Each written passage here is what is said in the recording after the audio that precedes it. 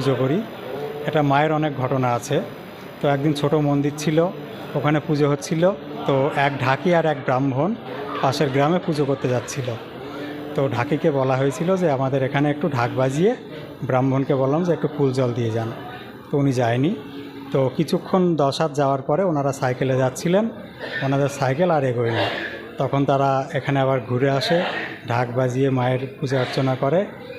তা মায়ের অনেক প্রভাব আমরা পেয়েছি এখানে।